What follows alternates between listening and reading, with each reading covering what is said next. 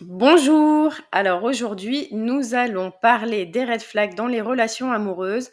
Comment déjà définir ce qu'ils sont, comment les repérer dans notre quotidien et surtout pouvoir les gérer au mieux. Donc pour ce faire, je voulais commencer par une petite interrogation.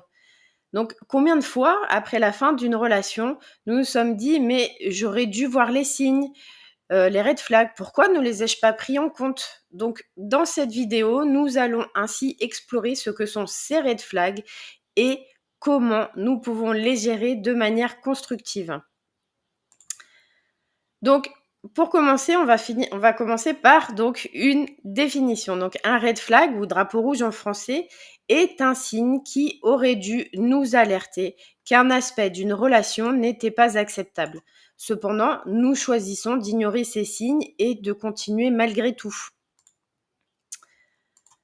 Donc, c'est bien souvent quand la relation se termine mal que nous réalisons que les signes étaient évidents et que nous aurions dû les prendre en compte. C'est un peu, comme se concentrer, sur le train qui arrive, en retard au lieu de ceux qui arrivent à l'heure. Quand on y regarde de plus près, si nous sommes restés, c'est qu'il y avait plus de points positifs que négatifs à l'instant où nous sommes entrés dans la relation.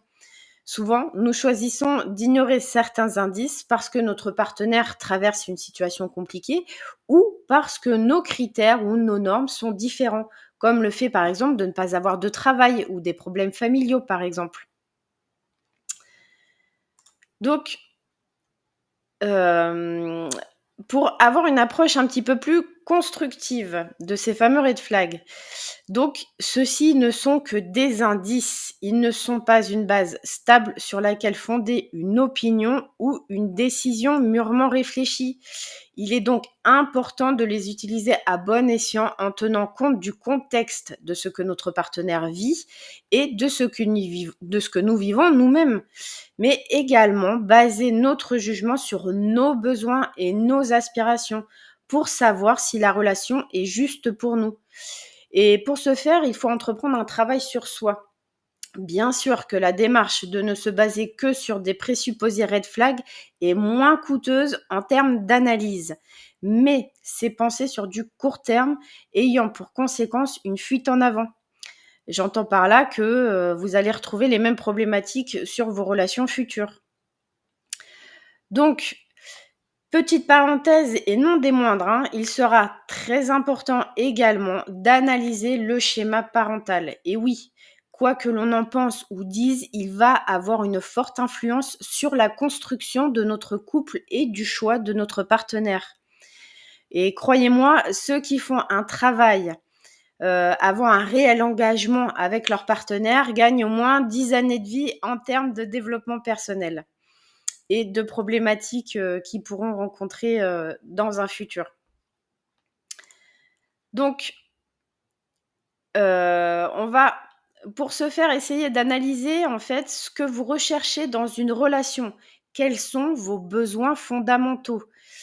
Ça peut être de la sécurité, d'échanges intellectuels, de folie, de complicité, d'indépendance ou autre.